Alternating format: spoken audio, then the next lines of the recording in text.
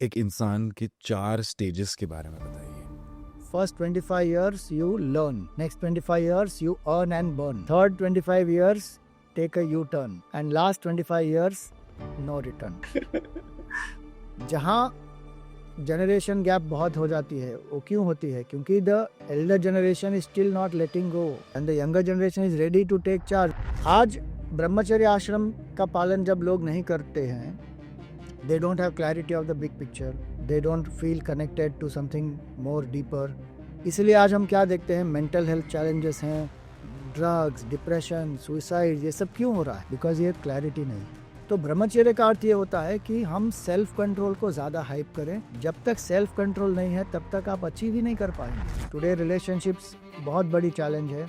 Legal laws भी जो है, many of them are stacked against men, then domestic abuse is happening, so women also are suffering। But if we follow certain principles of grahastha ashram, then grahastha will be happy। आज लोग कहते हैं ना, give me my space, you give them their space, you take your space। संन्यास वो है कि I live in the world but I am not of the world।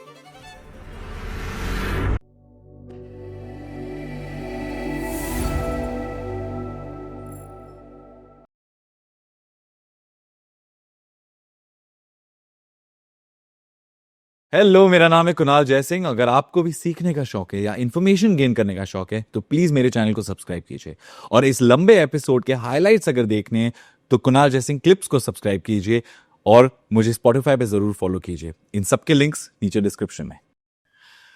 Swami ji, please मुझे एक इंसान के 4 स्टेजेस के बारे में बताइए। तो ये 4 स्टेजेस जो हैं सनातन हिंदू धर्म में, वो है ब्रह्मचर्य, गृहस्थ, वानप्रस्थ और सन्यास। और ये एक फुलफिल्ड लाइफ के लिए है कि हम सब कुछ अनुभव करें, यहाँ पर किसी चीज़ से हम वंचित न रहें। हर एक मनुष्य को सब कुछ अनुभव करने का एक अवसर प्राप्त होता है, और सनातन हिंदू धर्म के हिसाब से और वो व्यक्ति उसको प्राप्त भी कर सकता है। सो कोई भी किसी चीज़ से वंचित न रहे, अर्थ से, धर्म से, काम से, मोक्ष से वंचित न रहे। उसके लिए ये 4 आश्रम है। अंग्रेजी में अगर उसको मेमोरी एड के रूप में हमको समझना हो तो first 25 years you learn, next 25 years you earn and burn, third 25 years take a U turn, and last 25 years no return. इसको कहते हैं 4 आश्रम। तो पहले 25 वर्ष जो है वो ब्रह्मचर्य आश्रम है। उसका अर्थ क्या हुआ? ब्रह्म का अर्थ होता है वेद। जो वेदों का अध्ययन करता है, जो स्पिरिचुअल एजुकेशन और द सेक्युलर एजुकेशन, जो हमारी डेली लाइफ की स्किल्स के लिए जो हमें चाहिए, दोनों का मिश्रण करके जो गुरुकुल में रहकर जो सीखता है, गुरु के सानिध्य में जब ज्ञान प्राप्त करता है, और किसका ज्ञान प्राप्त करता है? अर्थ, काम, धर्म, मोक्ष, सबका ज्ञान प्राप्त करता है। तो उस व्यक्ति को पता हो कि मेरा जीवन का लक्ष्य क्या है, मैं क्यों यहाँ पर आया हूँ, गृहस्थ का प्रयोजन क्या है, शादी क्यों करनी चाहिए, विवाह क्यों करना चाहिए, मेरे जीवन में संतान की उत्पत्ति क्यों चाहिए, उसके बाद क्या होना चाहिए, मोक्ष क्यों चाहिए, सब पता होता है। ब्रह्मचर्य में पहले ज्ञान प्राप्त करो, उस ज्ञान के आधार पर फिर गृहस्थ में प्रवेश करो, विवाह करो। विवाह करने के बाद जब व्यक्ति गृहस्थ बन जाता है तो गृहस्थ के अलग अलग कर्तव्य होते हैं, और एक गृहस्थ जीवन का आनंद भी होता है। तो गृहस्थ जीवन का, परिवार का सुख समृद्धि सब प्राप्त करो, समाज की सेवा करो। गृहस्थ आश्रम के ऊपर ही बाकी 3 आश्रम निर्भर होते हैं। ब्रह्मचर्य, वानप्रस्थ और सन्यास गृहस्थ पर निर्भर होते हैं, क्योंकि वैदिक काल में ब्रह्मचर्य आश्रम में जब गुरुकुल में पढ़ते थे तो स्टूडेंट्स फीस नहीं देते थे, पूरा एजुकेशन फ्री होता था। और जिन्होंने अपना अध्ययन समाप्त कर लिया है, वो अपनी भावना से, इच्छा से गुरु दक्षिणा के रूप में जो उन्हें देना है वो देते थे। किसके लिए? गुरु के लिए नहीं, आगे जो शिष्य आने वाले हैं उनके लिए। सो दे गिव एज गृहस्थीज, देन दे विल गिव। तो गृहस्थ आश्रम में प्रवेश करें और अर्थ काम को भी प्राप्त करें, धर्म के आधार पर सुख का भी अनुभव करें। समृद्धि चाहिए, ऐश्वर्य चाहिए, कीर्ति चाहिए, फेम, पावर, ग्लोरी, सब कुछ अनुभव करो, लेकिन सब कुछ धर्म के आधार पर। अब 25 साल उसके लिए दिए, तब आपके भी संतान होंगे, आपके संतान की भी आप विवाह करा दो। जब वो सेटल हो जाए और उनका जो पुत्र है या पुत्री है 10 साल के हो जाए, फिर आपका समय है रिटायर होने का, विड्रॉ। धीरे धीरे आप वानप्रस्थ, उस समय तो लोग वन में चले जाते थे, अब आज तो वन है ही नहीं कई जगह पे, और जाने की भी आवश्यकता ऐसे है नहीं। स्टार्ट विड्रॉइंग स्लोली, और विड्रॉ करके क्या करें, धीरे धीरे अंतर्मुख होना शुरू करें। Spend some more time in sadhana, study, satsang, do more social service. जो भी सेल्फिश डिजायर प्रॉम्प्टेड एक्टिविटीज है वो धीरे धीरे कम हो जाए, क्योंकि देख लिया ना, 25 साल में देख लिया कितना सारा। अब आजकल तो 50 साल हो जाते हैं पूरे। ब्रह्मचर्य आश्रम, nobody staying alone in gurukul, they are living with the families many times. कुछ हॉस्टल में जाके पढ़ते हैं, but enough and more they see, the world is available today on phone and many things. So 50 साल आपने बहुत देख लिया, अनुभव भी कर लिया, भोग लिया, अब कितना करेंगे? और तो पूर्ण रूप से उसको बंद भी नहीं करना है, धीरे धीरे विड्रॉ करना है। सो इसीलिए it is a U turn, slowly withdraw. अब लास्ट 25 इयर्स जो है उसको संन्यास कहते हैं, जहां व्यक्ति देहात्म भाव को त्याग देता है, मैं जीव हूं इस भावना को त्याग देता है, और ध्यान के द्वारा, साधना के द्वारा अपने परिपूर्ण स्वरूप को अनुभव करता है। तो जो व्यक्ति, जैसे हमने पहले कहा, बहिर्मुक्ता से अंतर्मुक्ता की ये जो यात्रा है, ये चारों आश्रम उसके लिए ही है। और इसीलिए अगर आप देखेंगे, अगर आज भी ये एप्लीकेबल है, जहां जनरेशन गैप बहुत हो जाती है, वो क्यों होती है? क्योंकि the elder generation is still not letting go, they still want to control, and the younger generation is ready to take charge, but they don't want to give. और बहुत क्लैशेस भी होती हैं, मिसअंडरस्टैंडिंग्स होती हैं। अगर वो वानप्रस्थ का प्रिंसिपल अप्लाई करे, धीरे धीरे they start withdrawing and they give, let go of the control, keep certain basic things for yourself, बाकी slowly start giving, training them, empowering them, तो कितनी सारी चीजें आसान हो जाएंगी। कोई अगर ब्रह्मचर्य आश्रम में ठीक से स्थित हो जाए कि भाई I am going to live focusing on knowledge, first 25 years of my life focus on knowledge, gain as much as I can gain, skills है, नॉलेज है, प्लस स्पिरिचुअल एजुकेशन है, और अपने आप को एक संयम में लाओ, डिसिप्लिन में लाओ, then you can achieve so much. आज ब्रह्मचर्य आश्रम का पालन जब लोग नहीं करते हैं, they don't have clarity of the big picture, they are not able to do sadhana, they don't feel connected to something more deeper। इसलिए आज हम क्या देखते हैं, मेंटल हेल्थ चैलेंजेस हैं, ड्रग्स, डिप्रेशन, सुइसाइड, ये सब क्यों हो रहा है? क्योंकि एंकरिंग इज नॉट देयर। 25 साल ब्रह्मचर्य आश्रम के जो सिद्धांत है, I am not saying go to gurukul and live, but उसके जो सिद्धांत है वो आज हम अप्लाई कर सकते हैं कि from childhood, if a child is connected, anchored to values, anchored to God, anchored to higher way of living, anchored to the big picture of life, then I will find my way. Any difficulties will come, I will overcome. नहीं तो छोटी छोटी चीजें, heart break हो जाता है and people want to commit suicide, business loss हो जाता है, people want to commit suicide. Why? Because ये क्लैरिटी नहीं है। मैरिज क्यों होना चाहिए, विवाह क्यों होना चाहिए? People don't want to marry, only it is I, me and mine. तो ये चार जो आश्रम है वो आज भी एप्लीकेबल है, उसके प्रिंसिपल्स को हमको अडॉप्ट करना है, and then we will see that life becomes so much more empowered. Swami ji, एक चीज तो मुझे समझ में आ गई, जो आपने आजकल गृहस्थ और ब्रह्मचार्य बहुत ही उसकी जो लाइन है वो मिट चुकी है। जो ब्रह्मचार्य हैं वो गृहस्थ में घुस रहे हैं, और जो गृहस्थ में है वो फिर आगे चल के ब्रह्मचार्य में घुस रहे हैं। मुझे ये जानना है आपसे कि आज के इस इतने डिस्ट्रैक्शन फील्ड मॉडर्न जमाने में ये 4 स्टेजेस को कैसे प्रैक्टिस करें? तो ये 4 स्टेजेस जो है ना, some stages are little rigid, but बाकी स्टेजेस आर वेरी फ्लेक्सिबल। जैसे आपने कहा कि गृहस्थ के बाद भी आफ्टरवर्ड दे आर लर्निंग, तो वो तो हम कर ही सकते हैं, उसमें कुछ गलत है ही नहीं। पूरे जीवन में हम जब भी ज्ञान अर्जन करना चाहें हम कर सकते हैं, और वो अच्छा है, करें, तो उसमें there is fluidity, there is no problem. आज हम चारों स्टेज को कैसे जी सकते हैं? ब्रह्मचर्य आश्रम का अर्थ एक तो है ज्ञान अर्जन करना, और कैसा ज्ञान? हमको स्पिरिचुअल नॉलेज प्लस हमारे स्किल्स के लिए जो चाहिए वो हमें दोनों अर्जन करना चाहिए। दूसरा, हमारा कमिटमेंट होना चाहिए अपने एवोल्यूशन के प्रति, and for anchoring within I must connect to something very deep. आज वो कनेक्शन ही नहीं हो रहा है। क्यों नहीं हो रहा? क्योंकि जो धर्म का ज्ञान है, अध्यात्म का ज्ञान है कि मेरा स्वरूप क्या है, मेरा टेम्परमेंट क्या है, ये सब निकाल दिया है एजुकेशन से। उसको वापस लाना, उसका अर्थ है ब्रह्मचर्य का पालन करना। थर्ड, ब्रह्मचर्य का अर्थ ये भी होता है कि संयम का जीवन जीना। आज हम क्या देखते हैं कि जैसे ही स्कूल खत्म होता है व्यक्ति का, उसको लगता है कि बस now all rules can be broken, now I can eat, drink, dance, bunk the classes, I can do whatever I feel like.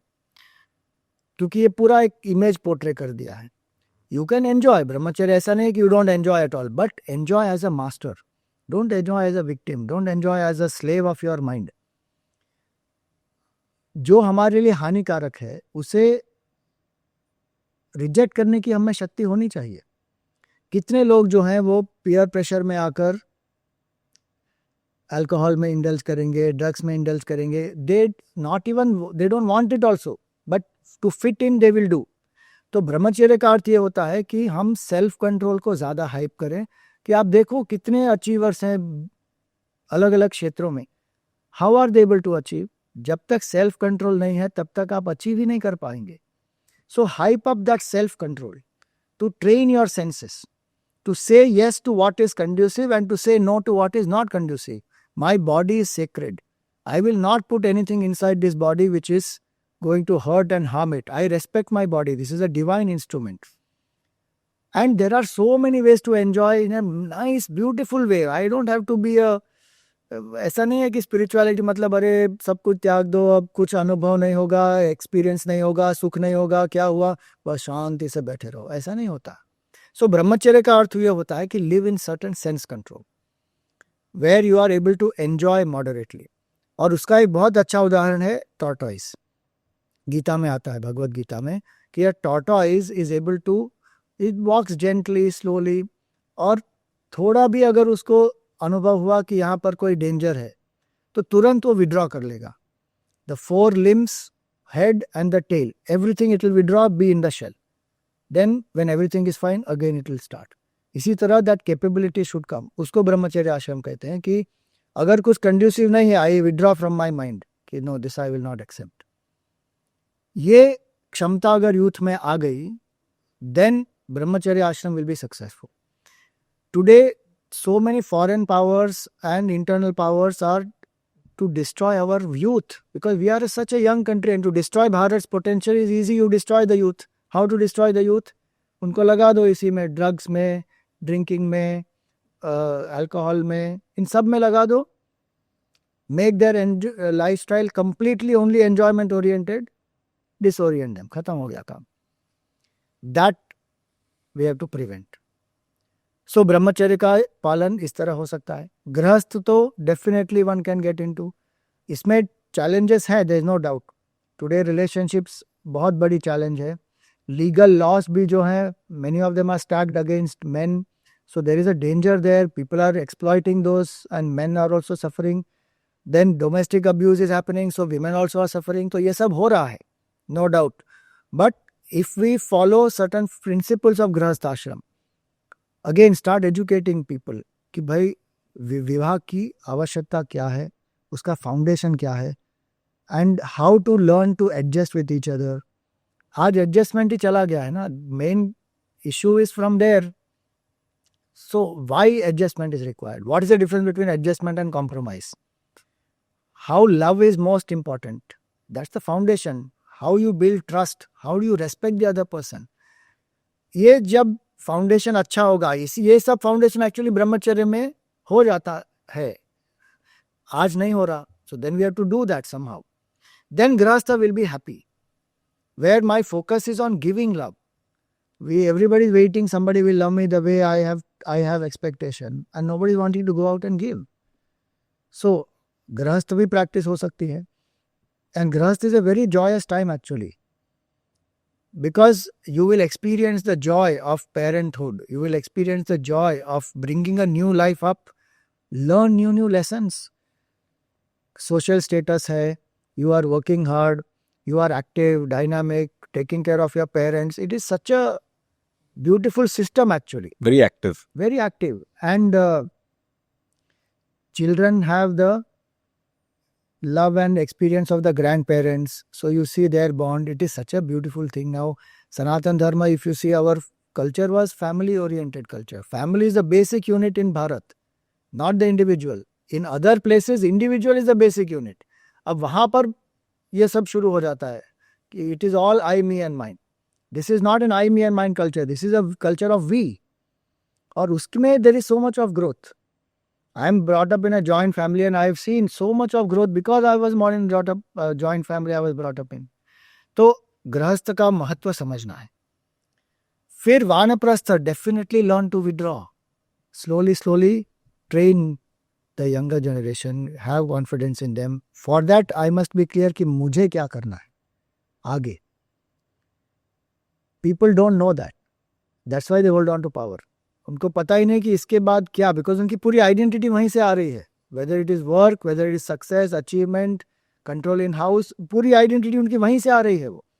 और इसीलिए ज्ञान बहुत आवश्यक होता है. Whichever stage of life, if you have not got at a certain stage, अगले stage में ज्ञान प्राप्त करो, specially about this bigger picture of life. Then slowly one will let go. You are free, they are also free. आज लोग कहते हैं ना, give me my space. You give them their space, you take your space. Both are free to evolve. Your requirements are different, उनके requirements अलग हैं. आपकी दोनों की stages of life अलग है. तो why are you trying to interfere and control? तो ये space आ जाएगी फिर. Respect in relationship will still remain.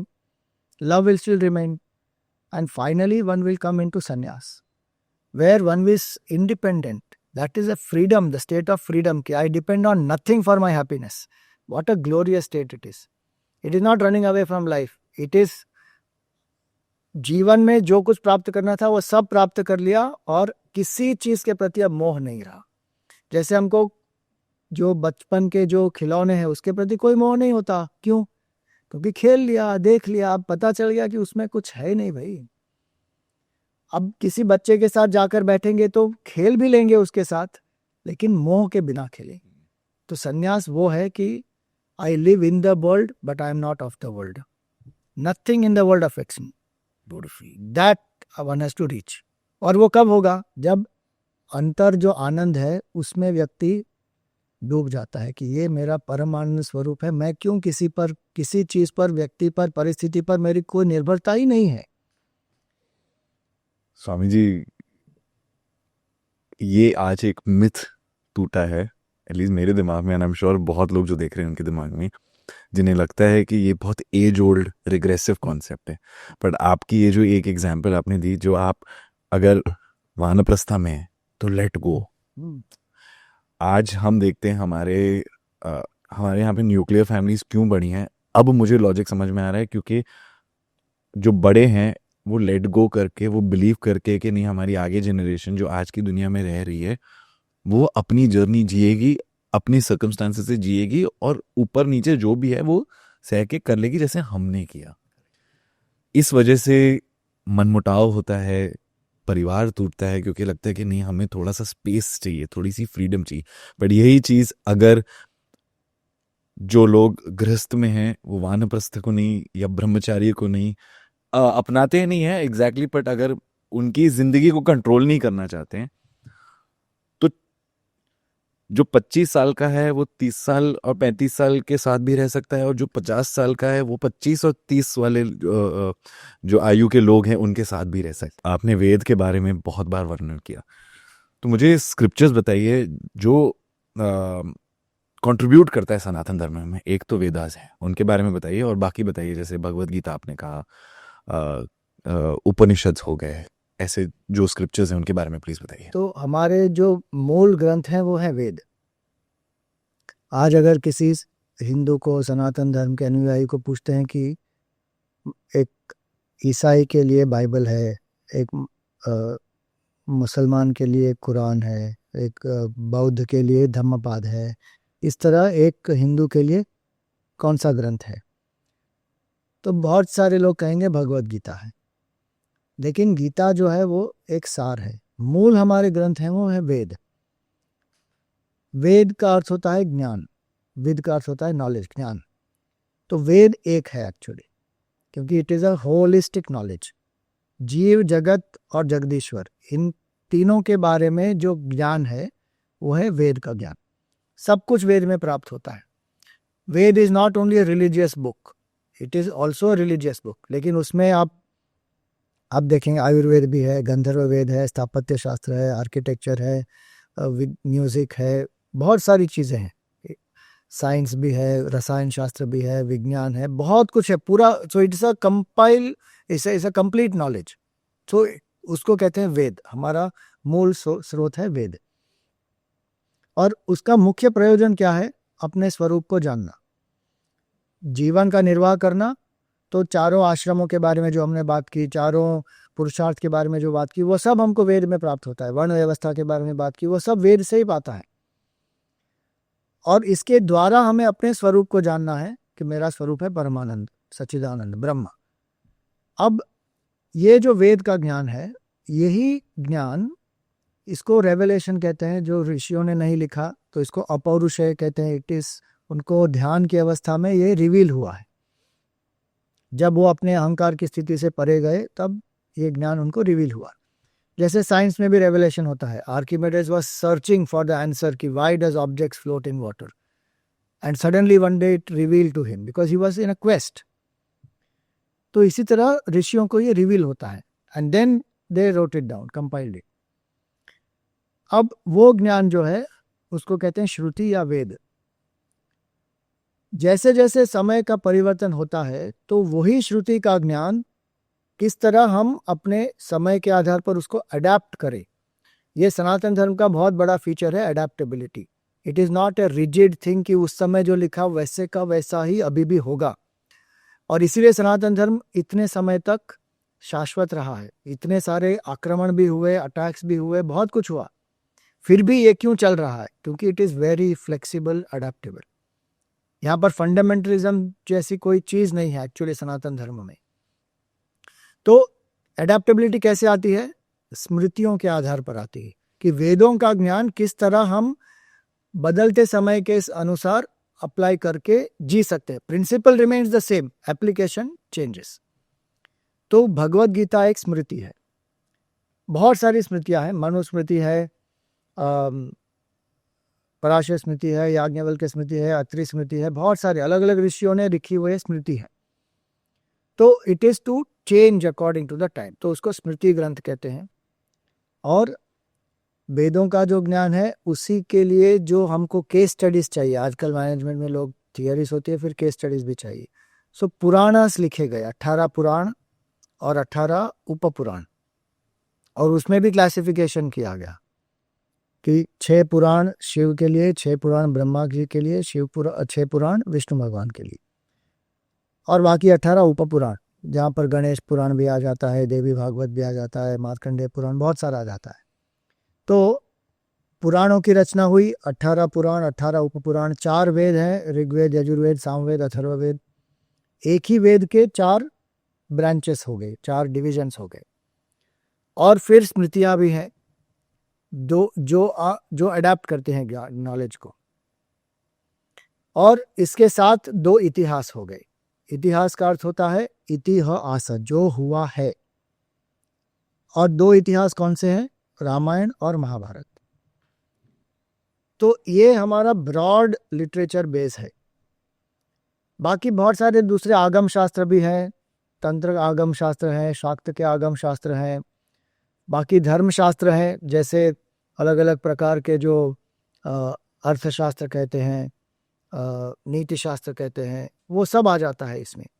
So it is a very very broad base. और व्यक्ति को जो अपने जीवन में प्राप्त करना हो, किसी भी फील्ड में भी हो, उसमें वो गाइडेंस भी मिल जाती है, plus basic values, how to live, जो एक इंटरनल कॉम्पस होता है, उसके लिए भी स्क्रिप्चर्स की आवश्यकता होती है। And final purpose of life, जो परमानंद है, उसको अनुभव कैसे करें, उसके लिए भी इसकी आवश्यकता होती है। तो this is the broad base. अब आज के समय में सभी इन सब चीज़ों को पढ़ना तो बहुत मुश्किल है, हो भी नहीं सकता है। तो शंकराचार्य जी ने अलग अलग ग्रंथों की रचना की कि फंडामेंटल बुक्स अगर आप ऐसे ऐसे पढ़ें तो आप इसका ज्ञान प्राप्त कर सकते हैं, इसका जो सार है वो आप ग्रहण कर सकते हैं। तो उन्होंने तत्वबोध लिखा, भज गोविंदम लिखा, आत्मबोध लिखा। ये 3 किताबें अगर कोई पहले पढ़ता है तो उनका फाउंडेशन एक बहुत अच्छे से स्ट्रॉन्ग फाउंडेशन वेदांत फिलॉसफी में हो जाएगा। ये कौन से 3 है फिर से बताइए प्लीज। तत्वबोध, तत्वबोध का अर्थ होता है जो तत्व है उसका बोध, कि जीव जगत जगदीश्वर का तत्व क्या है, सार क्या है, कि मैं कौन हूँ, मेरा सार क्या है, इस सृष्टि का सार क्या है, कहाँ से उत्पन्न हुई, कैसे उत्पन्न हुई, यहाँ पे क्या नियम है, और जो जगदीश्वर है वो कौन है, उसका स्वरूप क्या है, उनका सृष्टि से और मुझसे क्या संबंध है। तो जीव जगत जगदीश्वर का तत्व जो है उसका जो बोध कराता है वो है तत्व बोध। भज गोविंदम का अर्थ क्या है कि जीवन में अलग अलग चीजें जो हैं, they are 31 wake up calls, hard hitting wake up calls है वो, कि वेल्थ के प्रति हमारा क्या आउटलुक होना चाहिए, रिलेशनशिप के प्रति क्या आउटलुक होना चाहिए, समय के प्रति आउटलुक क्या होना चाहिए, गोल्स के प्रति आउटलुक क्या होना चाहिए, अलग अलग चीज़ों के बारे में, सो दैट ये जो क्षणभंगुर जीवन है यहाँ पे, उसमें हम how do we live in such a way that I am happy here and hereafter, because everything is temporary, in that what do I seek really. तो भज गोविंदम पढ़ने से एक basic clarity on fundamental things of life will come. तो actually शुरुआत अगर करनी है तो भज गोविंदम से करनी चाहिए, फिर तत्वबोध पर जाना चाहिए या Atmabodha, either of these two, they both are similar ग्रंथस। फिर साधना पंचकम पे जाना चाहिए। पूरी की पूरी लिस्ट दे दिया शंकराचार्य जी ने, only 40 instructions, 5 verses only are there in that, each verse has 8 instructions, कि बिगिनिंग से लेकर एंड तक पूरी जर्नी के जितने भी पड़ाव हैं, माइलस्टोन्स हैं, सब कुछ उन्होंने बता दिया। अगर वो एक किताब हमारे पास हो कि ये साधना पंचकम है, वो अगर हमने रख ली और वी कैन मेजर कि now I have come up to here, now I can go from here to here, now from here to here, one will reach the goal. तो ये 4 किताबें जो पढ़ लेता है, भज गोविंदम, तत्वबोध, आत्मबोध और साधना पंचकम, इसके बाद अगर उनको और डीपर नॉलेज चाहिए तो फिर गीता में प्रवेश करो। गीता में प्रवेश बहुत लोग आज कर लेते हैं बिना इन 4 ग्रंथों का अध्ययन किए, सीधा गीता खोल लेंगे। It is like opening a book of quantum physics. आपका फंडामेंटल फिजिक्स तैयार नहीं है, आप क्वांटम फिजिक्स खोल के क्या समझोगे। और इसलिए लोग पढ़ते भी हैं, कुछ समझ भी जाते हैं, लेकिन जो उसका तत्व है, जो सार है, वो समझ ही नहीं पाते। क्यों? क्योंकि इस फाउंडेशन नहीं है। तो ये फाउंडेशन बहुत आवश्यक है। तो ये 4 चीज़ें पहले पढ़ें, उसके बाद गीता पढ़ें, गीता पढ़ने के बाद उपनिषद पढ़ें, क्योंकि गीता उपनिषद का सार है। लोगों को आज जल्दी बहुत होती है, तो पहले उपनिषद ही उठा लेते हैं, कई बार नहीं हो पाएगा, वो समझ ही नहीं पाएंगे उसको। अब कोई जिम में जाता है और सीधा वो 200 किलो का वो वेट लिफ्टिंग करेगा तो क्या होगा, he will break his back. Upanishad is like that. तो फिर उपनिषद पढ़े। तो ये सीरीज है इसमें एक। और वेदास, वेदास का सार ही है। If you want to study the Vedas, आज ट्रांसलेशन भी अवेलेबल है, मंत्र के साथ भी अवेलेबल है, तो you can go and read those also, लेकिन थोड़े मुश्किल होते हैं वो पढ़ना। और वेद में जो है बहुत सारे रिचुअल्स भी डिस्क्राइब किए हुए हैं, which we are not doing today. आज के युग में हम वो नहीं कर रहे हैं। तो ज्ञान के लिए हम पढ़ सकते हैं, लेकिन आज हम वो अप्लाई नहीं कर रहे हैं। So if you want to study the Vedas, yes, go ahead. एक सायणाचार्य जी की कमेंट्री है, और आजकल ट्रांसलेशन तो बाकी बहुत सारे लोगों ने की है, कश्यप जी ने और बाकी सब लोगों ने की है टॉप कमेंट्रीज, तो one can go and study that also, लेकिन एक गुरु के सानिध्य में पढ़ें। This are not books that I can just take and read, समझ में ही नहीं आएगा। या तो कोई लेक्चर ठीक से सुने जिन्होंने अच्छे से अध्ययन किया है, जो ट्रेडिशनली जिन्होंने अध्ययन किया है। आजकल लोग, बहुत सारे लोग हैं जो बोल भी रहे हैं उपनिषदों पर, गीता पर, रामायण महाभारत सब पर, लेकिन उनका जो शास्त्र में एक आधार होना चाहिए वो है ही नहीं, और उन्होंने वो परंपरागत सीखा भी नहीं है, और इसीलिए जो इंटरप्रिटेशन करते हैं वो कई बार गलत करते हैं और कई बार उसका रॉन्ग इंटरप्रिटेशन भी होता है, और उससे बहुत हानि होती है फिर लोगों को। तो इसीलिए किसी परंपरागत गुरु के सानिध्य में या उनके लेक्चर्स वीडियो जो भी अवेलेबल है उसके द्वारा पढ़ना चाहिए। आज की परिस्थिति में, डेली रूटीन में एक इंसान क्या प्रैक्टिस कर सकता है या क्या माइंडसेट के लिए प्रैक्टिस कर सकता है ताकि वो सनातन धर्म को रिफ्लेक्ट कर सके? तो एक सबसे पहली चीज़ ये है कि मेरे जो कर्तव्य कर्म हैं वो मैं कर्तव्य कर्म को करूं, मुझे अच्छा लगे या ना लगे, मेरा जो कर्तव्य है वो मुझे करना चाहिए। क्योंकि जो व्यक्ति कर्तव्य कर्म करता है वो अपने मन पर वश प्राप्त कर लेगा। जो कर्तव्य कर्म नहीं करता और उससे भागता है या अवॉइड करता है या अपने आप को डिस्ट्रैक्ट करता है, प्रोक्रेस्टिनेट करता है, तो उस व्यक्ति का पोटेंशियल मैनिफेस्ट नहीं होगा। सो कर्तव्य मेरा जो है मेरे प्रति है, परिवार के प्रति है, समाज के प्रति है, मेरा जो कार्य है, मेरा जो प्रोफेशन है उसके प्रति है, देश के प्रति है, पूरी सृष्टि के प्रति है, एनवायरनमेंट के प्रति है। मेरा जो जो कर्तव्य है मुझे ठीक से करना चाहिए। सनातन धर्म सबसे पहले ये कहता है हमें, क्योंकि हम सब कर्मशील हैं और उस कर्म में ही बहुत सारा हम लापरवाही बहुत सारी हम कर लेते हैं। इसलिए अर्जुन को भगवान कहते हैं नियतम कुरु कर्मत्वम। सो पहली चीज है, अगर मैं सनातन धर्म को प्रैक्टिस करना चाहता हूं तो मुझे अपना कर्तव्य क्या है उसका बोध होना चाहिए और उसका मुझे पालन करना चाहिए। दूसरी चीज है, जो भी मैं कर्तव्य कर्म कर रहा हूं उस कर्तव्य कर्म को एक समर्पण के भाव से करो। Then I am reducing my ego. Sanatana Dharma यही कहता है कि अपने अहंकार को कम करो। अहंकार जितना कम होगा उतना व्यक्ति सुखी होगा। ईगो का एक बहुत अच्छा डेफिनेशन मैंने एक्रोनिम कहीं पे पढ़ा। ईगो का अर्थ क्या होता है? Edjing goodness out. जहाँ ईगो होता है वहाँ गुडनेस नहीं हो सकती है। Ego is ageing goodness out. बहुत सारी प्रॉब्लम्स जो होती है ईगो के कारण ही होती है। They are not actually many issues, actually so many. वो फंक्शनल इश्यूज तो हम सॉल्व कर सकते हैं, लेकिन साइकोलॉजिकल ईगो जब लोगों का होता है वेरी डिफिकल्ट, क्योंकि वो उसमें वो ट्रैप होते हैं, उसमें वो अपने आप को एक शेल में बना के रखा हुआ है उन्होंने, और उसके लिए फिर they are not sensitive, they start hurting people, they become violent, abusive, बहुत कुछ होता है वो ईगो के कारण। सो सनातन धर्म का लक्ष्य क्या है कि ईगो कम होना चाहिए। सो दूसरी चीज़ है कि जो हम करते हैं समर्पण भाव से करें, प्रेम के भाव से करें, और उसमें आनंद आना चाहिए। If I love what I am doing, that is Sanatana Dharma. You follow, do what you love, love what you do, उसको स्वधर्म पालन कहते हैं। तीसरी चीज है what is that which I stand for. सत्य जो हम कहते हैं ना, intellectual honesty, you be true to your conviction, don't compromise with the conviction. So what are the values which are dear to me. कौन से ऐसे मूल्य हैं जो मेरे लिए नॉन नेगोशिएबल है। सनातन धर्म में ये 3 वैल्यूज है, इसको कहते हैं सब।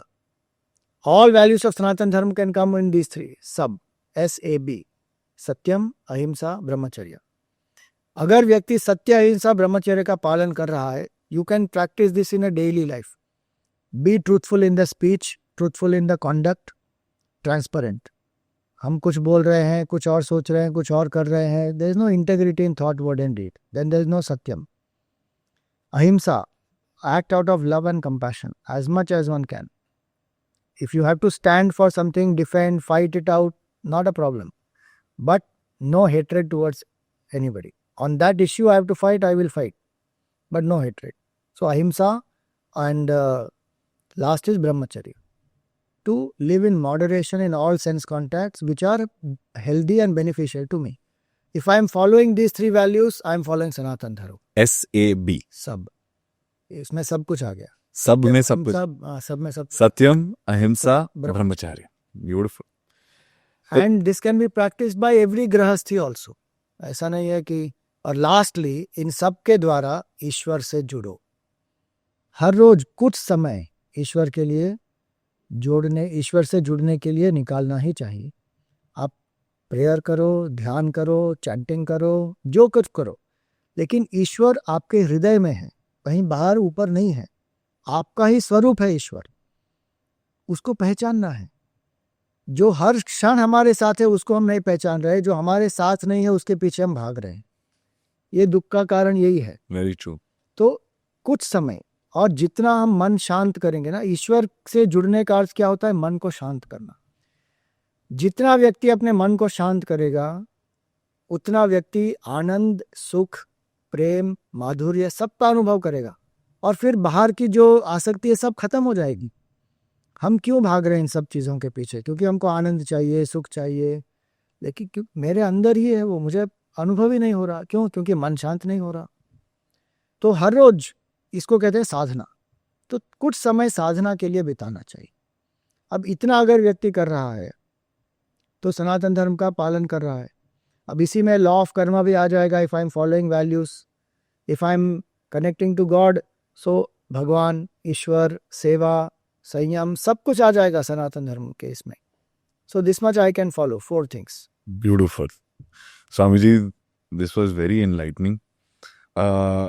एक फाइनल थॉट्स चाहिए मेरे पास। कुछ ऐसे छोटे छोटे सवाल हैं जिनको हम क्विक आंसर्स की तरह हम ये सेगमेंट को रखेंगे। सनातन धर्म का सबसे बड़ा मिसकंसेप्शन आज के टाइम पे क्या है? कि सनातन धर्म एक रिलीजन नहीं है, और सनातन धर्म को जो फॉलो करेगा वो एक फंडामेंटलिस्ट हो जाएगा। इसीलिए लोग उसको डिसोन कर लेते हैं। दे डोंट से प्राउडली कि आई एम अ हिंदू और आई am a Sanatani. They don't want to say that, क्योंकि उनको ये लगता है कि नहीं, तो मैं सेक्युलर नहीं रहूँगा, तो मैं फंडामेंटलिस्ट हो जाऊँगा, मैं रिग्रेसिव हो जाऊँगा, मैं लॉजिकल नहीं रहूँगा, सुपरस्टिशियस हो जाऊँगा। ये सब गलत धारणा है। इसका एग्जैक्ट ऑपोजिट है ये। ओके। क्या कोई सनातन धर्म को फॉलो कर सकता है बिना रिलीजियस हुए? देखिए, फॉलो तो कर सकता है, क्योंकि जो ऐसा हमने कहा, धर्म के जो 10 लक्षण हैं वो 10 मूल्य हैं, 2 वैल्यूज़ हैं। तो आप वैल्यूज़ फॉलो कर सकते हो। अपने कर्म को वैल्यू के आधार पर आप करेंगे तो देन यू आर फॉलोइंग सनातन धर्म। लेकिन इसका एक और इसका एक पहलू क्या है कि why do I shy away from saying that I will do a ritualistic practice? क्यों? क्योंकि हमको ये लगता है कि रिचुअल रिग्रेसिव है। हर चीज़ हम रिचुअल बना देते हैं ना। Is there not a morning ritual? Is there not a ritual for vocal artist? They will follow for their voice training. हर चीज़ में रिचुअल होता है। तो रिचुअल का अर्थ क्या होता है? It's a practical application of a certain philosophy और टेक्निक। तो सनातन धर्म में भी जो प्रिंसिपल्स है उसको अप्लाई करने के लिए I have to follow certain rituals, then I will benefit maximum. Without them I can practise it but I won't experience the full benefit. Okay. आज की दुनिया जिसमें इतने सारे डिस्ट्रैक्शन है, आज की युवा कैसे एक रेलेवेंस पा सकती है सनातन धर्म से? अपने आप के खोज के लिए सनातन धर्म है, और युवा को अपने आप की खोज चाहिए आज। Very confused one is because one doesn't know who one is. आज तो जेंडर आइडेंटिटी तक के प्रश्न हो जा रहे हैं सबको कि मैं कौन हूँ, am I even a man और not a man, I am man from body but feeling like a woman inside. And कितने सारे कन्फ्यूजन्स है। करियर के लिए कन्फ्यूजन्स है, रिलेशनशिप के लिए कन्फ्यूजन्स है। तो सनातन धर्म का पालन करने से क्लैरिटी आएगी। आई वुड से 3 चीज़ें आएगी कर सनातन धर्म का पालन करने से: क्लैरिटी, प्योरिटी, डेक्सटेरिटी। और ये तीनों यूथ को चाहिए। क्लैरिटी इन थिंकिंग चाहिए, purity and positivity in feeling भी चाहिए, and dexterity in action to achieve success. ये तीनों चाहिए। ये तीनों आ जाएंगे उनके जीवन में। ब्यूटिफुल। लास्टली, आपकी मोस्ट पावरफुल या पर्सनल टीचिंग सनातन धर्म से जिसने आपकी जिंदगी बदल दी हो? Vedanta is the most powerful teaching that has transformed me, touched my life. कि मेरा स्वरूप है परम आनंद, and my nature is not this finite perishable body, I am infinite consciousness. ये जो वेदांत कहता है, and that consciousness pervades the whole universe. So I am one with the entire universe. I am the very source of creation. I am not this one creature. I am that truth appearing as the three, Jiva, Jagat and Jagdishwara. I am that infinite consciousness. This is the most powerful truth that I have experienced, I have learned from Vedant, and I've seen my master Swami Chinmayanand ji living that truth. That has transformed me completely. Swami ji बहुत बहुत शुक्रिया. Thank you so much for coming on Unlock with Kunal Jaisingh. बहुत सारा सीखा मैंने आपसे, and I am sure हमारी audience ने भी बहुत सारा सीखा आपसे. बहुत बहुत शुक्रिया आने Thank के you, लिए Kunal. और एनलाइटन करने के लिए. Was a wonderful opportunity. बहुत अच्छा संवाद हुआ. और दर्शकों के लिए भी, for everyone. This was a loud reflection.